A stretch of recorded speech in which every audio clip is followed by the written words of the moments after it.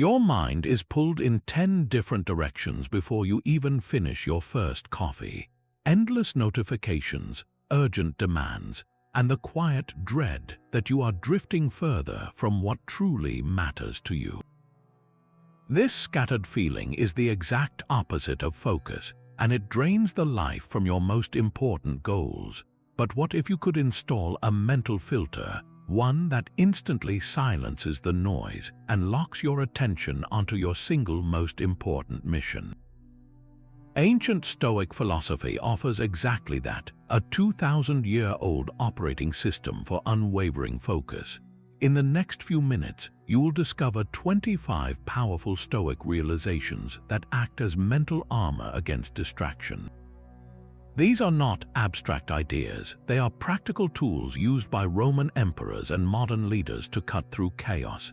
How many of your daily distractions would simply vanish if you knew with absolute certainty what was truly worth your energy? The most powerful filter for your attention begins with a single, brutal division. This is the Stoic dichotomy of control. It forces you to sort every single thing in your life into one of two categories. The first category contains only what is truly up to you, your own opinions, your judgments, your impulses and desires, and the actions you choose to take. Everything else, every single thing, belongs in the second category. This includes your property, your reputation, your health, even the actions and opinions of other people. Think of yourself as the captain of a ship. You have absolute command over the wheel, the sails, the course you plot. You can steer with skill and determination. But you have zero control over the ocean itself. You cannot command the wind to blow or the storms to cease. A foolish captain exhausts himself raging against the weather, wasting his energy on the unchangeable. A wise captain focuses every ounce of his effort on what he can control, steering his vessel skillfully through whatever conditions arise. This is your new mental default. When a distraction arises, a criticism lands, or a plan falls apart, you ask one question: is this within my control? If the answer is no, you mentally file it away as weather. It is not your mission. Your mission is to steer. This realization alone cuts through most of the noise that consumes a typical day, freeing your focus for the work that actually matters. Once you have sorted the world into what you can and cannot control, a profound shift occurs. You stop resisting the things you cannot change and begin to see them with new eyes. This is the second realization, a concept the Stoics called amor fati, the love of one's fate. It is the decision to not merely accept what happens to you, but to embrace it, to love it, even when it is painful, difficult, or seemingly unfair. Imagine your mission as a path through a rugged landscape. The dichotomy of control teaches you to ignore the weather you cannot change. Amor fati goes a step further. It teaches you to love the rain that soaks you and the steep climb that strains your muscles, because these obstacles are not detours from your path, they are the very substance of it. They are what forge your strength and define your journey. The Roman Emperor Marcus Aurelius is a towering example. He did not rule in a time of peace and prosperity. His reign was marked by constant warfare on the frontiers and a devastating plague that swept through the empire, killing millions. He could have cursed his fate, lamenting the burden he was forced to carry. Instead, in his private writings, he consistently reaffirmed his love for the destiny he was given. He saw the chaos not as a curse, but as the material he was provided to practice his philosophy, to build his character, to be the emperor Rome needed in its darkest hour. Every setback, every piece of criticism, every failed plan is now raw material for your mission. A project falling apart reveals a weakness in your approach that you can now fix. A criticism, even an unfair one, offers a sliver of truth you can use to improve. A closed door forces you to find a window you would have never seen otherwise. When you love your fate, you disarm every obstacle of its power to distract you. You no longer waste energy on resentment or complaint. Your focus narrows to a laser point on a single question.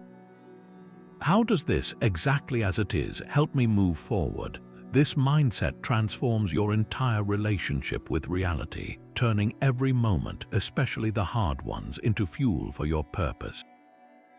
This reframe is your third realization, a principle so central it has become a modern mantra: the obstacle is the way. For the Stoic, a roadblock is not a stop sign, it is the very path forward itself.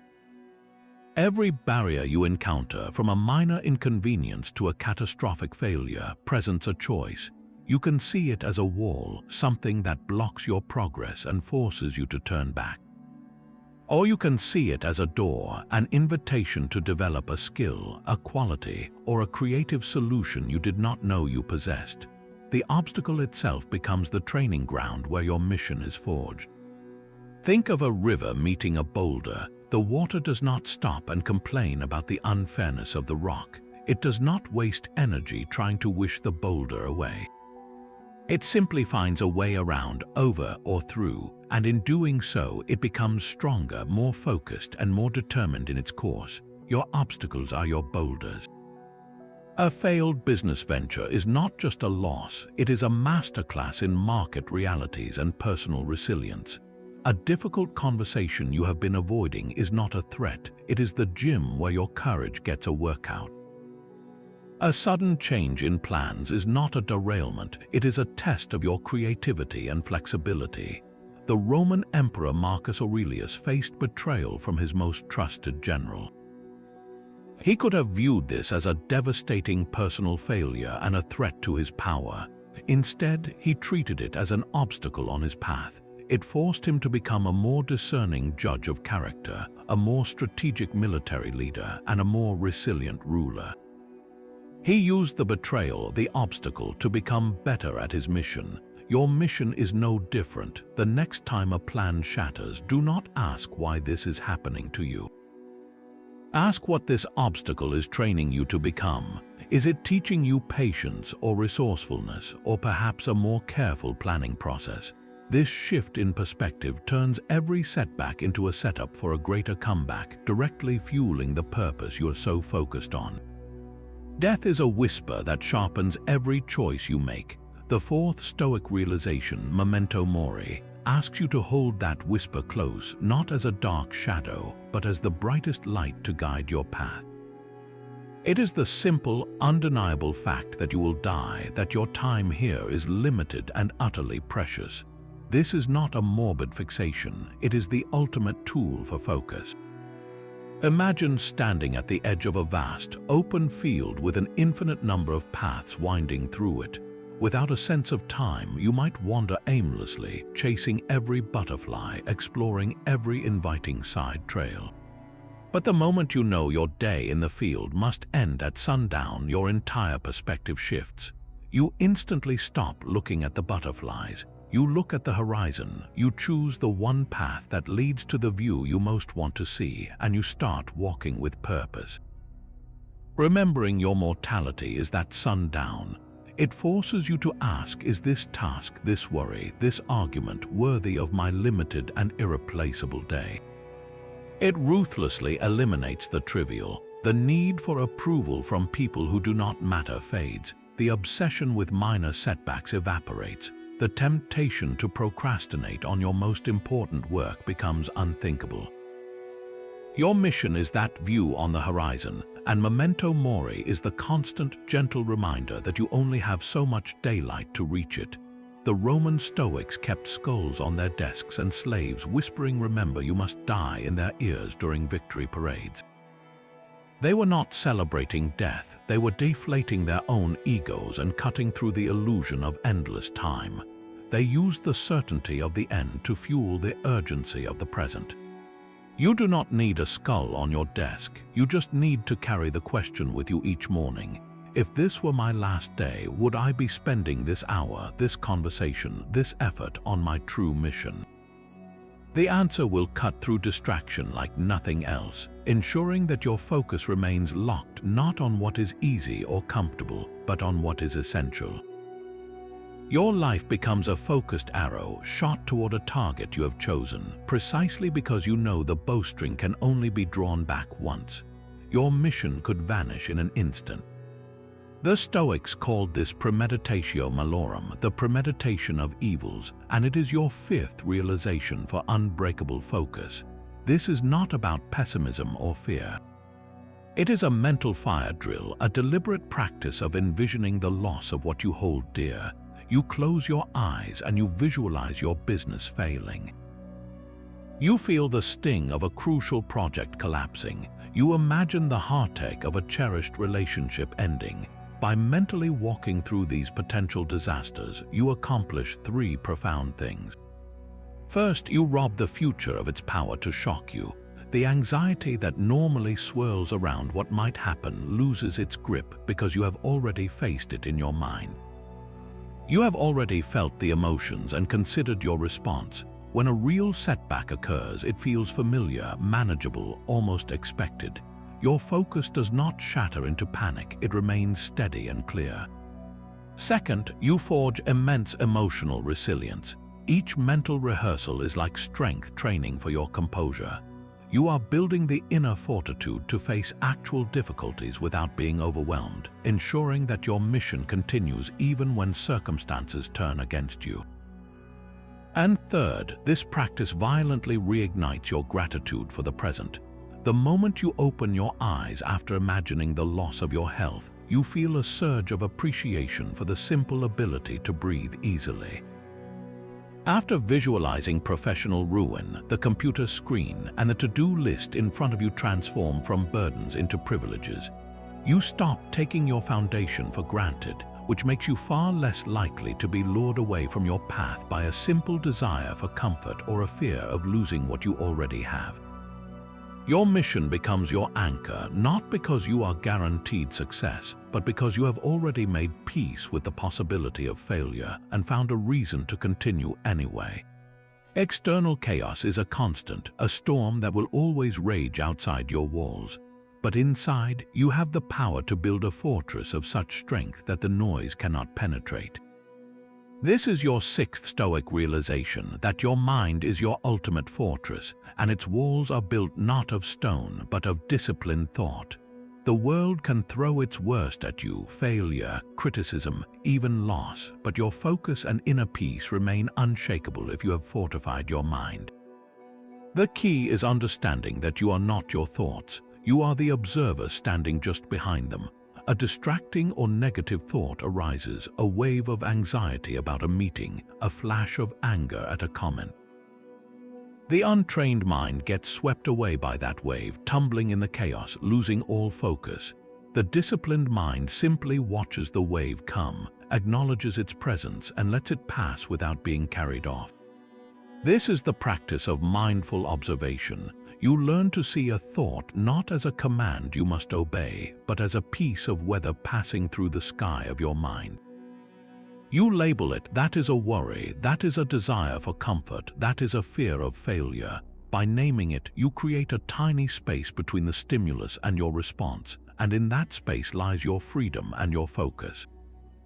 A Roman soldier on a night watch did not control the darkness or the sounds of the forest.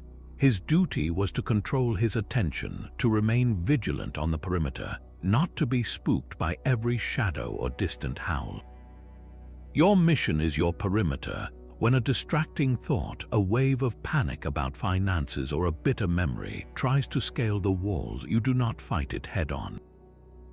You simply note its presence and return your gaze to your duty. You train this mental muscle through daily practice.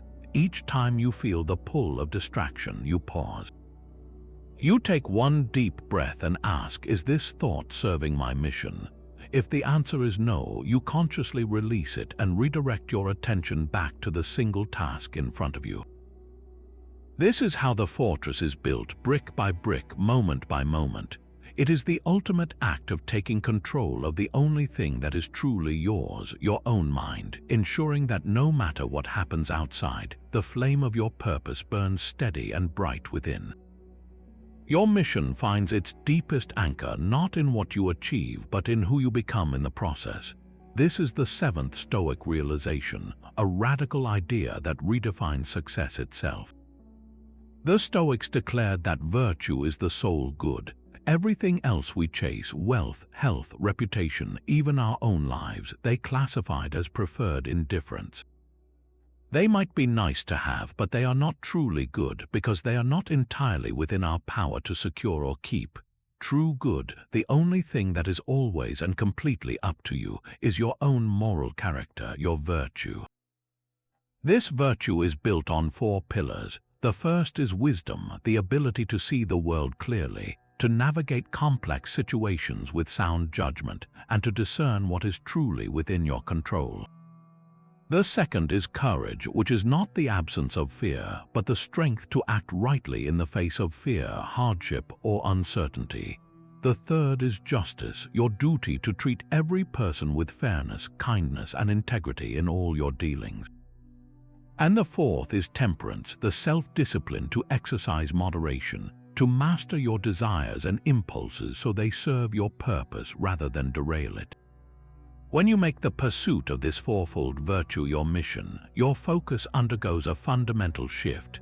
You are no longer chasing a promotion, you are practicing justice and wisdom in your workplace. You are not just trying to avoid a difficult conversation, you are summoning the courage to have it with honesty and respect. The outcome of that conversation, whether you get the promotion or not, becomes secondary. It is a preferred indifferent. Your primary focus, the only thing that defines your success in that moment, is whether you acted with virtue. Did you speak with integrity? Did you listen with fairness? This mindset is incredibly liberating. You are released from the anxiety of unpredictable results. You cannot control the stock market, but you can control how diligently you manage your resources. You cannot force someone to like you, but you can choose to act with kindness and justice toward them regardless. Your focus narrows to a brilliant, unwavering point on the one thing no one can ever take from you, the quality of your own character. Every single challenge, from a traffic jam to a financial windfall, becomes a new gymnasium to practice one of these virtues. The traffic jam tests your temperance, your ability to remain calm and not be ruled by frustration. The financial windfall tests your wisdom and justice, asking how you will use this resource responsibly and for the good of others. Your entire life becomes your training ground, and your mission is simply to walk out of it each day a slightly wiser, more courageous, more just, and more disciplined person than you were when you woke up. This is how you build a focus that cannot be broken by failure or corrupted by success. Your personal mission gains immense power when you realize it is not just for you. This is the 8th Stoic realization, the profound concept of cosmopolitanism. The ancient Stoics saw themselves not merely as citizens of Rome or Athens, but as citizens of the entire world, of the cosmos itself. They understood that every human being shares a spark of the same universal reason, connecting us all in a single, vast community. When you internalize this, your perspective shifts from a narrow, self-centered view to a wider, more generous one. The small, selfish distractions that once consumed you, the constant worry about your status, your possessions, or getting a slight advantage over others, begin to feel trivial and hollow. Your focus is no longer limited to your own small corner of the world. It expands to encompass how your actions, your work, and your very life can contribute to the common good of this global community. Think of your mission as a single instrument in a vast orchestra. If you are only concerned with your own sound, you might play loudly and out of tune, creating dissonance. But when you listen to the musicians around you and understand how your part fits into the grand symphony, your playing becomes purposeful, harmonious, and far more beautiful. Your personal goal to build a successful business, for instance, transforms. It is no longer just about profit. It becomes a mission to provide excellent service, to create meaningful jobs, to solve a genuine problem for your fellow citizens of the world. A difficult project at work is no longer just a personal burden. It is your contribution to a team, to an organization that, in its own way, serves the community. This alignment with a purpose larger than yourself provides a deeper, more sustainable source of motivation. The desire for personal gain can fade when things get hard, but the commitment to serving something greater than yourself provides a resilience that is almost unbreakable. When you are tired and want to quit, you remember that your work matters to someone else. When you are tempted to cut corners, you remember the trust of the community you serve. This is not about grand, world-changing gestures. It is about infusing your daily actions with a spirit of service. Holding a door open, listening patiently to a colleague, creating a product with integrity, teaching a child a skill, all of these are small acts of citizenship in the human community. Your mission becomes a thread woven into the larger tapestry of human progress, and that realization makes every single step of the journey feel infinitely more meaningful and worthy of your complete and unwavering focus. An event is just an event until your mind labels it. The ninth Stoic realization, drawn directly from the teachings of Epictetus, is this simple and devastating truth. It is not things that disturb us, but our judgments about things. Every situation you encounter is fundamentally neutral. It is your internal narrative, the story you instantly tell yourself about what it means, that creates the storm of emotion capable of derailing your focus. Think of a sudden rain shower on a day you planned a picnic. The rain itself is just water falling from the sky. It is a natural phenomenon. Your judgment, however, screams that the day is ruined, that your plans are destroyed, that luck is against you. That judgment is the source of your frustration and anger, not the rain. Now imagine you had planned to stay inside and write all day. The same rain falls, and your judgment might be one of cozy contentment, even gratitude for the perfect ambience. The external event is identical. The only thing that changed was the label you placed upon it. This is the power you hold. Your mission is constantly being hijacked not by events, but by your own unchecked interpretations. A critical email from a client is not inherently a disaster. It is a block of text. Your judgment that it is a personal attack or a sign of impending failure is what triggers the panic, the defensiveness, the hours of anxious distraction. But what if you judged it differently? What if you saw it not as a bad event, but as a challenge to communicate more clearly, to improve your product, to demonstrate your professionalism under pressure? The moment you apply that new label, the emotional turbulence vanishes. Your focus shifts instantly from the drama of the situation to the constructive action required to meet the challenge. The obstacle becomes the way once more, not because the obstacle changed, but because your judgment of it did. This is the ultimate mental lever. When a project fails, you can judge it as a crushing defeat, or you can judge it as a priceless lesson in what does not work. When someone speaks to you with anger, you can judge it as an insult, or you can judge it as a signal of their own inner pain, an opportunity to respond with the virtue of patience and understanding. Your judgment is the starting pistol for your emotional and behavioral response. Choose a judgment of catastrophe, and you will fire into a sprint of anxiety. Choose a judgment of opportunity, and you will begin the steady, focused work of a craftsman. This is not about positive thinking, it is about accurate thinking. It is about seeing events for what they are, mere facts, and then consciously selecting the most useful interpretation, the one that keeps your hands on the wheel and your eyes fixed on the road ahead. Your mission depends not on a perfect world, but on your disciplined ability to see the world without the distorting lens of a fearful mind. A sudden noise does not have to make you jump. This is the space between an event and your action, and it is the birthplace of your focus. Realization 10 is to act, not react. A reaction is an impulse, a raw, unthinking spasm of emotion. It is the angry email sent in a flash of rage, the sharp word spoken in a moment of hurt, the panicked decision made when the market crashes. A reaction hands control of your mind over to the outside world. It makes you a puppet, and your mission becomes secondary to whatever string was just pulled. An action, by contrast, is a choice. It is a deliberate, principle-driven movement that originates from within you, from your core values and your clear-headed judgment. It is the deep breath you take before responding to a provocation. It is the decision to sleep on a difficult problem rather than forcing a flawed solution.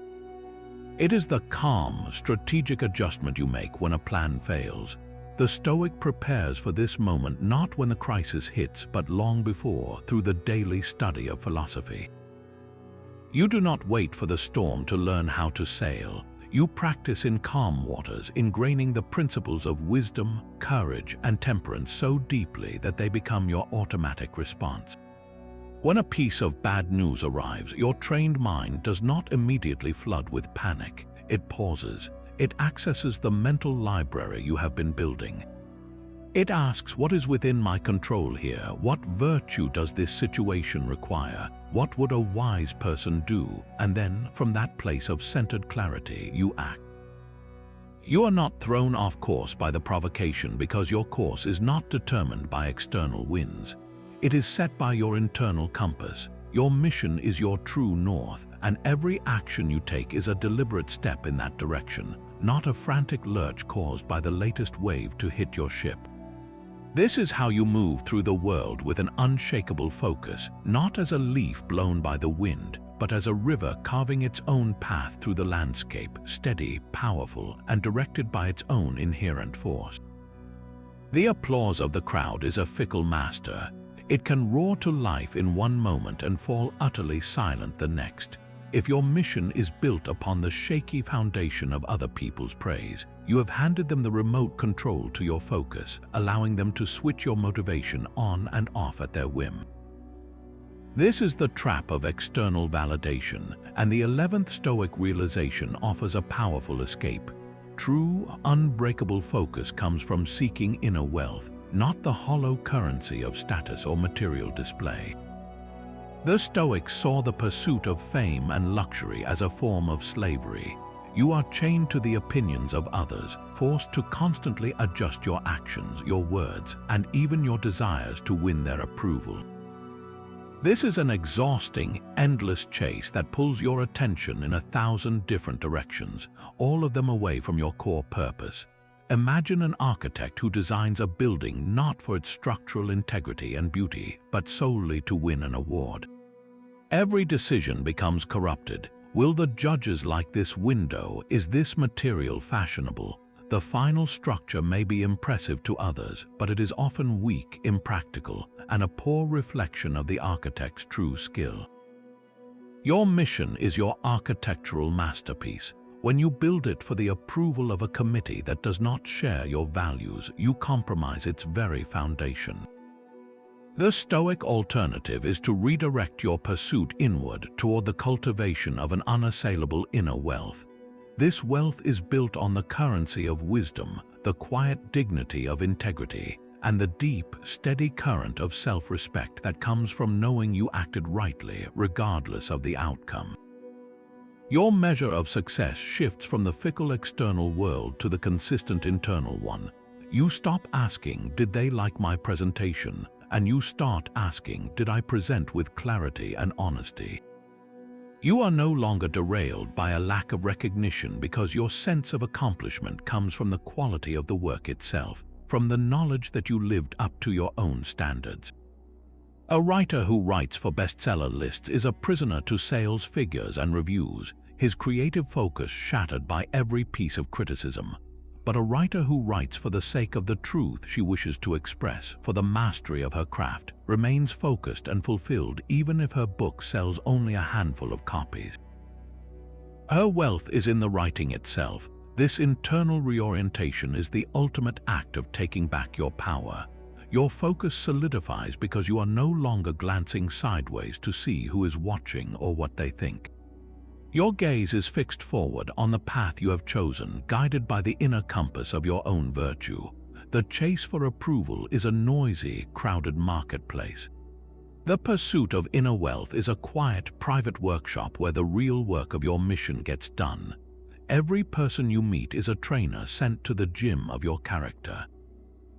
The coworker who tests your patience is not an interruption to your mission. He is your personal coach for the virtue of patience. The tedious paperwork that piles up on your desk is not a waste of your valuable time. it is a drill for the virtue of discipline and attention to detail. This is the 12th Stoic realization, that absolutely everything in your existence is raw material for the person you are building. There is no such thing as a wasted moment when you view the entire world as your training ground. The Stoics saw life itself as a continuous curriculum, and every single encounter, pleasant or painful, is a lesson designed to strengthen one of your core virtues.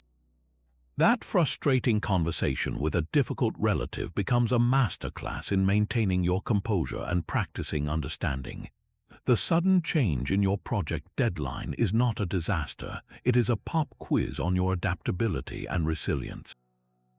Even the simple, quiet moments of waiting in line or commuting to work are not empty spaces to be filled with distraction.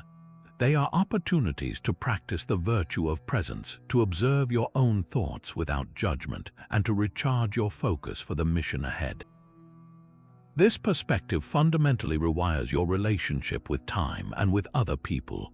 You stop categorizing your day into important tasks and annoying interruptions. Instead, you see a single, unified stream of training exercises. The goal is not to get through the difficult parts to reach the good parts. The goal is to engage with every single part, from the mundane to the monumental, with the same intention, to emerge from it a slightly stronger, wiser, more virtuous version of yourself. Your mission is not separate from this training, it is the ultimate expression of it. A sculptor does not complain about the hardness of the marble, he uses it to create a sharper, more defined statue. Your daily challenges are your marble, and your virtues are the chisel. Every strike, every friction, every seemingly resistant surface is not a sign that you should stop, but proof that you are actively carving out a character capable of achieving the very mission you have set for yourself. The river does not struggle to find the sea. It simply follows the path carved by the very nature of the land, and in doing so, it moves with a powerful, focused grace. This is the essence of the 13th Stoic realization, to live according to nature. For a human being, this means aligning with two profound truths. The first is your own human nature, which is to be a rational and social creature. The second is the nature of the universe itself, the grand, unfolding flow of cause and effect that you are a small but integral part of. When you fight against either of these natures, you create friction, resistance, and a constant, draining internal conflict. You are the river trying to flow uphill. But when you align with them, your efforts begin to feel less like a struggle and more like a current carrying you forward. Your human nature is built for reason. This is your superpower. It allows you to discern what is true, to plan for the future, and to choose your actions based on principle rather than blind impulse. To live against this nature is to be ruled by chaotic emotions and short-sighted desires, which constantly pull you away from your mission. It is like trying to read a map in a dark room while someone is shouting directions in your ear. Living according to your rational nature means turning on the light, silencing the noise, and navigating by the clear, steady compass of your own judgment. You are also a social creature, wired for cooperation and community. Ignoring this leads to a lonely, selfish existence where your mission feels hollow and disconnected. Embracing it, as we saw with cosmopolitanism, connects your purpose to the wider human community, giving it meaning and resilience. The second alignment is with the nature of the universe. This is the practice of accepting the world as it is, not as you wish it to be. The universe operates on a web of cause and effect. Sometimes a plan will fail for reasons you could never have predicted. Sometimes a person will act in a way that seems irrational or hurtful. To rage against these facts is to shake your fist at gravity. It is a total waste of your finite energy. Living according to the nature of the universe means accepting this web. It means seeing every event, even the difficult ones, as a natural consequence of a vast, interconnected system. This is where amor fati finds its deepest roots. You are not just loving your fate, you are recognizing your fate as a necessary part of the whole. Think of a sailor. His rational nature tells him to plot a course, mend his sails, and read the stars. This is his duty, but he also understands and accepts the nature of the ocean. He knows he cannot command the tides, he works with them. He uses the current to his advantage instead of exhausting himself by rowing directly against it. This is the harmony that creates focus. Your mission is your plotted course, your rational mind is your navigation, and the unpredictable events of life are the ocean currents. When you stop fighting the water and start using your skill to sail within it, you move toward your destination with a powerful, fluid efficiency. The internal conflict vanishes. You are no longer at war with reality. You are a participant in it, a conscious, rational part of a grand and purposeful whole, and every action you take feels like a step in the very direction the universe itself is flowing. You can always earn more money, but you can never earn back a single lost minute. The 14th Stoic realization demands that you guard your time with a ferocity usually reserved for your most valuable treasures, because it is the one resource you are spending forever and can never replenish. The Roman philosopher Seneca wrote a powerful letter on the shortness of life, observing that people are often very frugal with their money, yet wildly extravagant with their time. They guard their purse, but they leave the door to their life wide open for anyone and anything to wander in and take what they please. This is the ultimate misplacement of priorities, because while your wealth is a preferred indifferent, your time is the very substance of your existence. It is the raw material from which your mission is built, and every moment wasted on a trivial distraction is a piece of your purpose stolen from you. The practical application of this is a ruthless and disciplined practice of prioritization.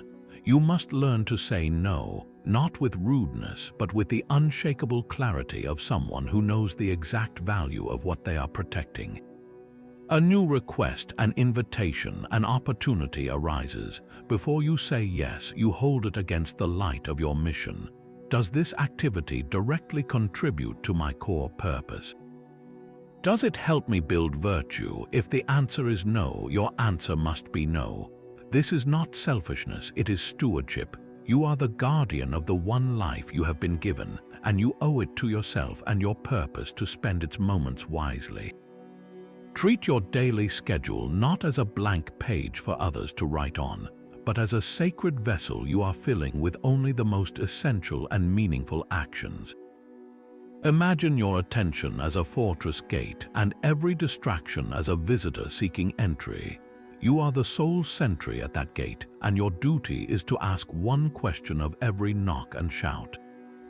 Do you serve the mission if the visitor is fear or the pursuit of shallow approval or the lure of mindless entertainment? You deny it entry. You turn your focus back to the vital work happening inside the walls. This is how you reclaim your life from the constant pull of other people's agendas and the endless chatter of the world. You stop treating time as an infinite resource and start treating each hour with the seriousness of a final, irreplaceable currency. The sun is setting on today, and it will never rise again. A rock does not command the river to slow its current. It simply stands anchored in its own nature while the water rushes and swirls around it. This is your 15th Stoic realization, a masterclass in emotional resilience. Your mission is that rock, and the relentless flow of daily events, the swirling currents of other people's opinions, and the sudden storms of crisis are the river. Your goal is not to stop the water, an impossible task, but to cultivate an unshakable inner stillness so that you are not eroded or carried away by the current. The rock does not get into an argument with the river. It does not take the rushing water personally. It does not try to negotiate with the rain. It endures, and in that endurance it becomes polished, smooth, and even more defined in its purpose. This is the practice of maintaining your center of gravity when the entire world seems to be tilting. When a wave of panic about a financial loss hits you, you do not have to be swept into a frenzy of fear. You can feel the sensation, acknowledge its presence, and then, like the rock, remain steadfast in your core principle. Your principle might be that you will address this challenge with wisdom and courage, not with blind reaction. When a current of social pressure tries to pull you into a decision that conflicts with your values, you do not have to be carried along. You can feel the tug, recognize the desire to belong, and then plant your feet more firmly on the riverbed of your own integrity. This does not mean becoming emotionally numb or cold. A rock is warmed by the sun and cooled by the night. It is affected by its environment, but its fundamental position remains unchanged. You too will feel the full range of human emotion. The key is to feel the emotion without letting it dictate your actions. Anger arrives, but you choose not to speak from it. Anxiety whispers, but you choose not to plan from it. Excitement bubbles up, but you choose not to make reckless promises from it. You are the conscious observer standing on the rock, watching the water flow by, deciding which course of action truly serves your mission. Every time you succeed, you reinforce your own foundation. You prove to yourself that external chaos is no match for internal composure. The river will always flow, but you are learning to be the one thing in it that does not drift. Failure is not a stop sign on your mission. It is a detailed set of instructions carved in stone. Your 16th Stoic realization is to actively hunt for the lesson embedded in every single setback. This goes far beyond simple acceptance. It is a deliberate, almost forensic process of turning your losses into your most valuable curriculum. The first step in this analysis is to return to your most fundamental tool, the dichotomy of control. In the calm aftermath of a failure, you must dissect the event with surgical precision. What aspects were truly within your sphere of command? Your preparation, your effort, your honesty, the specific actions you took. And what aspects were not? The market conditions, the reactions of other people, a sudden illness, a piece of bad luck. This sorting is not about assigning blame, it is about reclaiming power. By clearly identifying what was yours to manage, you stop wasting energy lamenting the parts you could never control. The storm was just weather, your steering was your responsibility. The next question is where the real gold is found. How did my actions, the part I controlled, contribute to this outcome? Did a lack of preparation leave me vulnerable to a predictable challenge? Did my fear of a difficult conversation create a larger problem down the road? Was my judgment clouded by impatience or the desire for a quick result? This is not self-flagellation. It is a courageous inventory of your own craft. A master woodworker does not blame the wood for a flawed joint. He examines his technique, his tools, his focus, and he learns exactly what to adjust for the next piece. Your mission is your craft. Every failure provides a clear, undeniable report on where your skills, your judgment, or your discipline need refinement. That difficult conversation you avoided was a lesson in the necessity of courage. The project plan that collapsed under a single setback was a lesson in the need for resilient systems. The failed venture was a masterclass in a market reality you had not fully understood. When you extract these specific, actionable lessons, the failure transforms. It is no longer a waste of time or a mark of shame. It becomes the most effective personal tutor you will ever have, one that charges no fee except your willingness to look honestly at your own work. This process ensures that no experience, no matter how painful, is ever truly wasted. It all gets folded back into your mission, honing your approach, strengthening your resolve, and sharpening your focus for the next essential step forward. A philosophy gathering dust on a bookshelf is merely a collection of interesting ideas. Your 17th Stoic realization ignites those ideas into a living flame, the understanding that your mission is your philosophy in action. Every single day you are given a choice. You can treat your work as a separate burden, a series of tasks you must endure to reach some distant goal. Or you can see it as the gymnasium where your stoic virtues are forged in fire and tested in reality. The courage you read about in Marcus Aurelius is not a concept, it is the difficult phone call you make to a client. The wisdom of Epictetus is not a quote, it is the clear-headed judgment you use to navigate a complex project. The justice of Seneca is not an ideal, it is the fairness you show to a colleague who made a mistake. Your daily to-do list is not a list of chores, it is your personal curriculum for building an unbreakable character. This transforms the very nature of your effort. The long hours are no longer just about a paycheck or a promotion. They are about the quiet pride of practicing discipline, the inner wealth of knowing you did your work with integrity. The difficult decisions are no longer sources of anxiety. They are opportunities to demonstrate wisdom under pressure. The collaboration with others is not a political game. It is a daily practice in cosmopolitanism and justice. When your mission becomes the practical expression of your deepest beliefs, the chase for external validation loses its power over you. You are no longer working for the applause that may never come. You are working for the person you are becoming with every action you take. This alignment is the source of a profound and lasting fulfillment, one that cannot be taken away by a market crash or a critical review. Your success is redefined, measured not by the trophy at the end of the race, but by the strength, grace, and virtue you displayed with every single step. Your mission is the bridge that carries your philosophy out of your head and into the world, making your entire life a single, coherent, and purposeful statement. Your comfort zone is a cage with velvet bars. The 18th Stoic realization is to deliberately step outside of it to practice voluntary discomfort. This is the counterintuitive habit of periodically choosing a little hardship, not as a punishment but as training for the soul. It is the cold shower on a winter morning, the skipped meal to remind yourself of true hunger, the decision to walk instead of drive or to sleep on a firmer mattress. On the surface, these acts seem like mere self-denial, but their true purpose runs far deeper. Each one is a small, controlled fire drill for your character.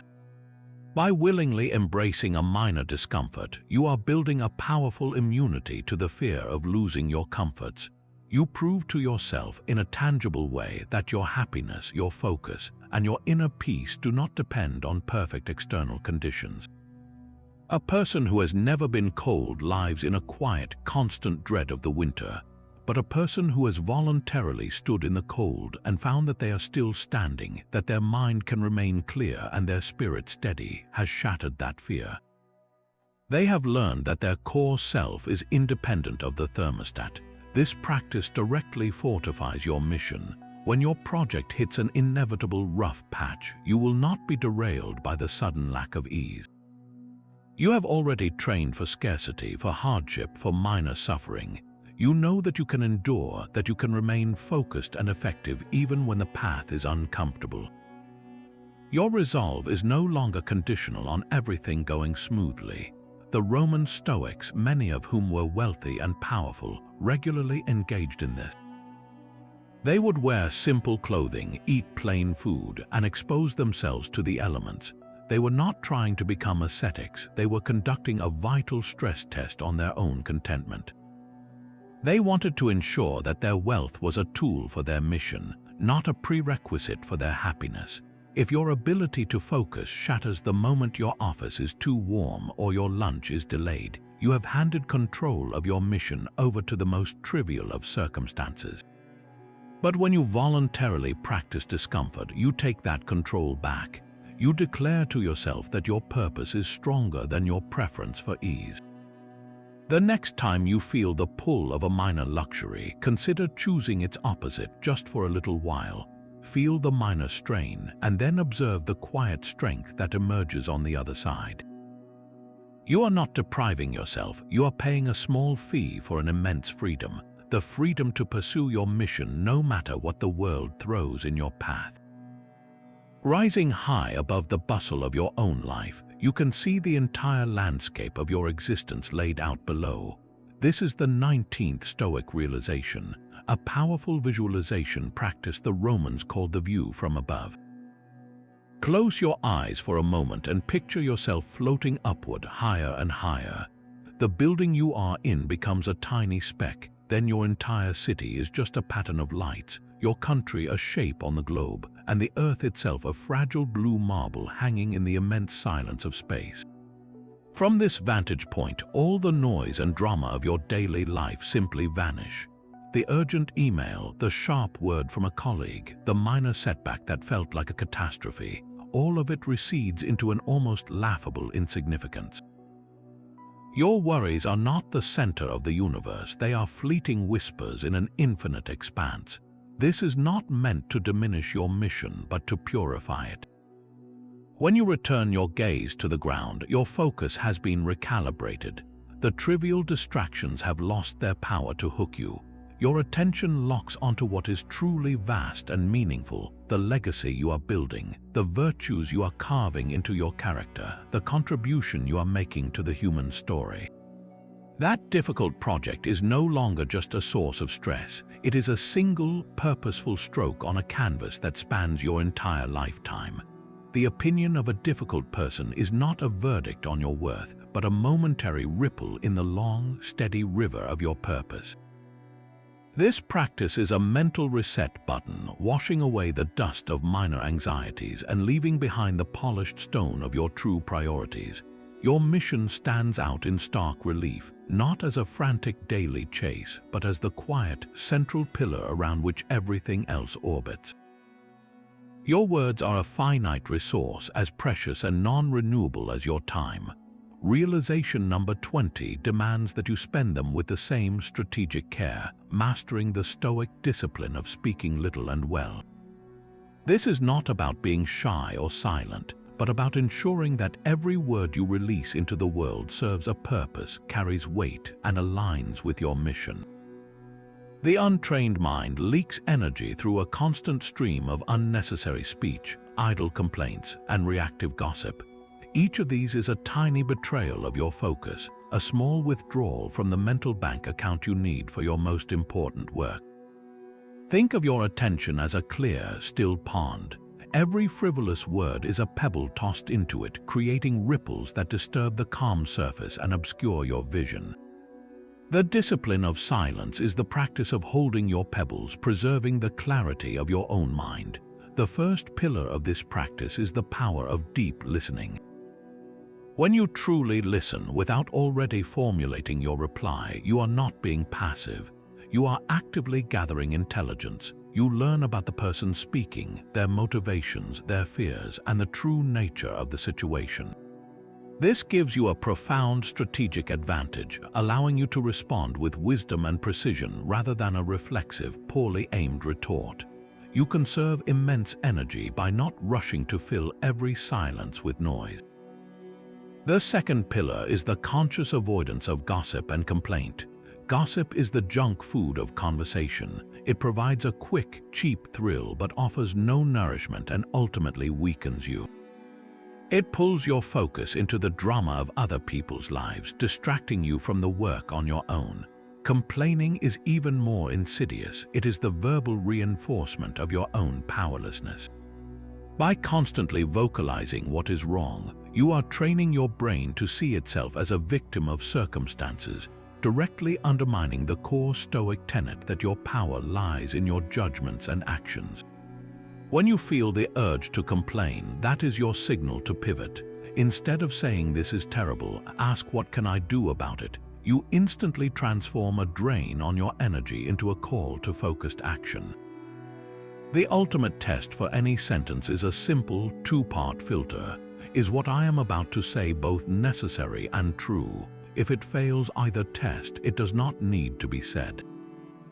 Is this criticism necessary for improvement, or is it just my ego wanting to be heard? Is this piece of information true, or is it an assumption or a half-heard rumor? Applying this filter before you speak builds a reputation of rock-solid integrity. People will learn that your words are rare and valuable, that when you speak, they can trust what you say. This trust is a powerful currency that supports your mission, opening doors and building alliances that noise and chatter could never achieve. Your mission does not need a cheerleader. It needs a quiet, determined architect who speaks only to lay the next stone. Society has handed you a checklist for a successful life. Graduate, get the job, buy the house, climb the ladder, collect the accolades. But what if that checklist was designed for someone else entirely, for a life that is not your own? The 21st Stoic realization is to tear up that external scorecard and write your own. True success is not a destination you reach on a map drawn by others. It is the quality of the journey you choose for yourself. It is measured internally by the integrity of your effort, the strength of your virtue, and the unwavering alignment between your actions and your deepest principles. When you make this shift, you become immunized against the two great plagues of modern ambition, the shifting opinions of others and the violent swings of the market. A promotion or a pay raise becomes a preferred indifferent, a nice to have that does not define your worth. A critical review or a business downturn is no longer a verdict on your life, but merely weather passing through. Your internal compass remains steady because it is calibrated to a North Star that you alone set. Think of two farmers. The first measures his success solely by his harvest yield. A drought or a hailstorm can shatter his entire sense of purpose, leaving him feeling like a failure through no real fault of his own. The second farmer defines his success by the diligence of his planting, the skill of his cultivation, and the care he shows his land. A poor harvest is a hardship, certainly, but it does not invalidate his success. He knows he did everything within his power, and that knowledge is his unshakable reward. He is already a success regardless of the weather. Your mission is your farm. You control the effort, the discipline, the honesty you bring to your work. You do not control the market's drought or the hailstorm of a competitor's innovation. When you internalize your scorecard, you are freed from the exhausting roller coaster of hoping for praise and fearing blame. You find a deep, quiet confidence that comes from knowing you showed up and did your best work according to your own code. This is how you build a focus that is resilient, a drive that is sustainable, and a life that is truly, authentically your own. The sun has not yet risen and the world is quiet. This is your moment of power, a sacred space to build the mental armor you will need for the hours ahead. Your 22nd Stoic realization is to begin each day not by checking your phone, but by conducting a deliberate morning ritual of preparation. This is not about positive affirmations, but about a clear-eyed rehearsal for reality. Find a quiet corner and close your eyes. Now, mentally walk through the entire day that lies before you. Visualize the specific challenges you are likely to face. That difficult meeting at 10 o'clock, the tedious report due after lunch, the potential for frustrating traffic or a demanding request from a colleague. Do not shy away from these images, invite them in. See yourself navigating each one. This mental preview accomplishes something profound. It desensitizes you to the shock of the unexpected. When the challenge arrives in reality, it feels familiar, almost expected, and your response is one of calm engagement rather than panicked reaction. As you visualize these events, you then reaffirm the core principles that will guide your actions. You whisper to yourself your commitment to act with wisdom, not impulse. To respond with courage, not fear, to treat every person with justice regardless of their demeanor. You are programming your internal compass, setting your true north before the winds of the day try to push you off course. Finally, you touch the stone-cold truth of memento mori. You remember that this day, like every other, is a gift that is not guaranteed to be repeated.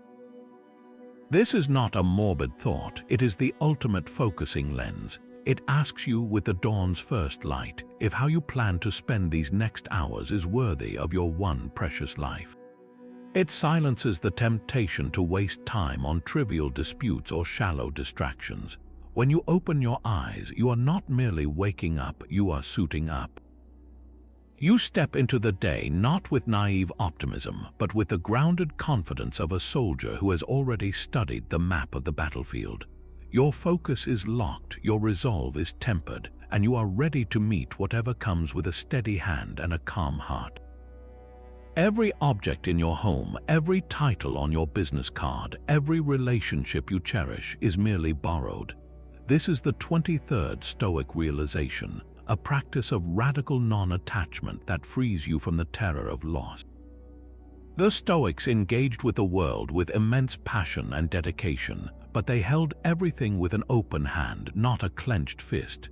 They understood that possessions, social roles, and even the people they loved most were not permanent possessions, but gifts granted for an uncertain and temporary duration. This is not a cold or unloving stance. It is the deepest form of appreciation because you learn to value things for what they are in this very moment, not for their imagined permanence.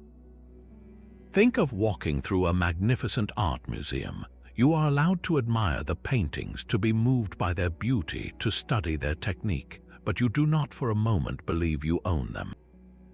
You do not lie awake at night gripped by the fear that the museum might reclaim the Van Gogh. This detachment allows you to enjoy the art fully without the underlying anxiety of possession.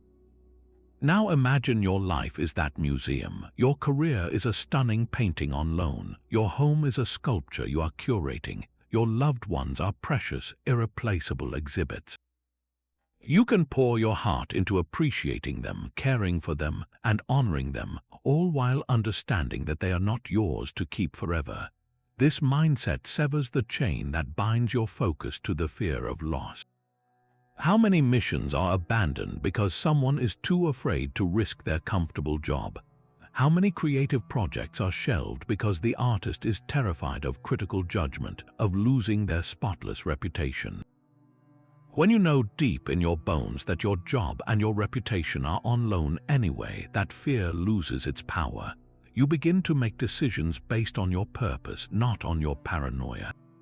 You can take the bold career risk because the title was never truly yours. You can ship the creative work because public opinion was always a fickle landlord. You love people more deeply because you are not clinging to them out of a desperate need for security, but appreciating them fully in the present, knowing your time together is a temporary gift. This realization allows you to move through your mission with a lighter step and a braver heart, unburdened by the weight of things you were never meant to carry forever.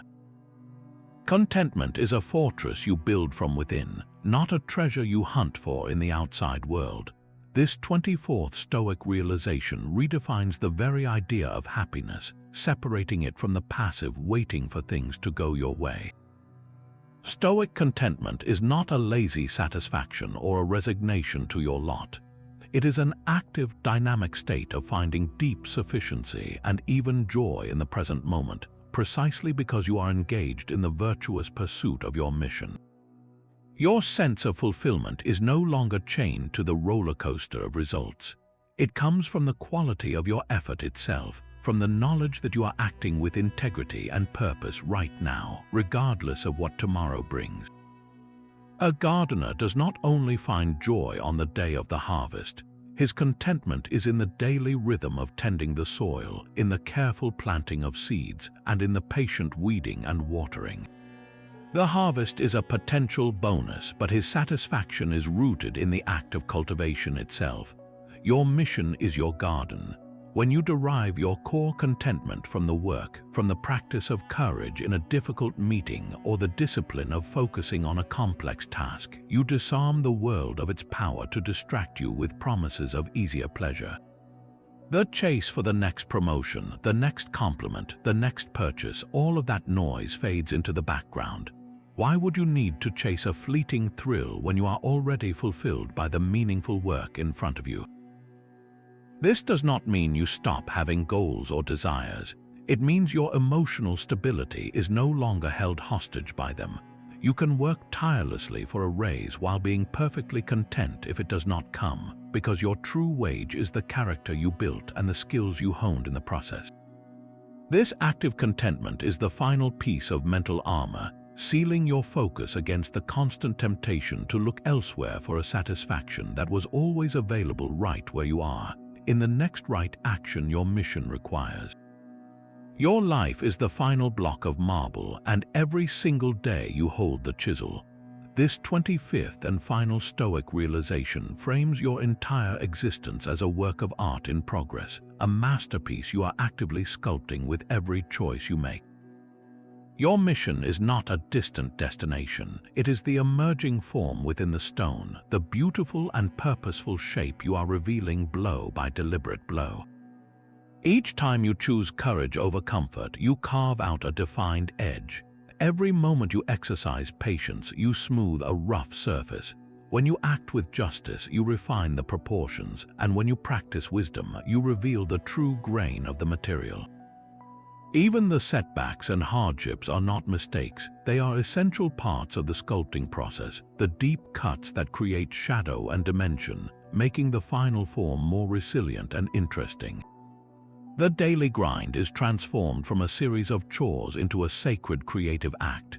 Filing a report is not just administrative work, it is an exercise in discipline, adding precision to your character. Having a difficult conversation is not an ordeal to be avoided. It is the careful application of the chisel to a challenging part of the stone, requiring skill and a steady hand. There is no action too small to be part of this artwork. How you speak to a stranger, how you spend your quietest hour, how you respond to a minor irritation, each is a stroke that contributes to the whole. You are the artist and the art, the sculptor and the stone.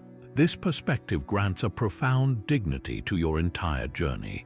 You are not merely passing time or checking off tasks. You are creating something unique, something that has never existed before and will never exist again, a life of focused purpose and virtuous character. The masterpiece is not a trophy you receive at the end. It is the quiet satisfaction you feel in the act of creation itself, the knowledge that today you carved well. 25 realizations now stand as a fortress around your focus, a mental architecture designed to turn chaos into clarity and distraction into directed effort. Each principle is a tool, from the foundational dichotomy of control to the final vision of your life as a masterpiece, all working in concert to silence the noise that pulls you from your purpose. This is not a philosophy to be admired from a distance. It is an operating system for a life of impact, transforming every obstacle into fuel and every moment into an opportunity for virtuous action. The scattered feeling that once dominated your days can be replaced by a profound and steady determination, a knowing that your energy is spent only on what truly matters. Your mission is no longer a distant dream, but the very ground you walk on with each conscious choice. The real work begins now, not tomorrow, but in the next hour. Choose one of these realizations, just one, to put into practice today. It could be the simple act of asking if a frustration is within your control, or the deliberate decision to see an obstacle as the way forward. Tell us in the comments which realization struck a chord with you, which tool you are picking up first to carve out your own focused path. Your choice is the first stroke of the chisel, and your shared commitment builds a community not just of thinkers but of relentless doers, all moving forward with unwavering intent.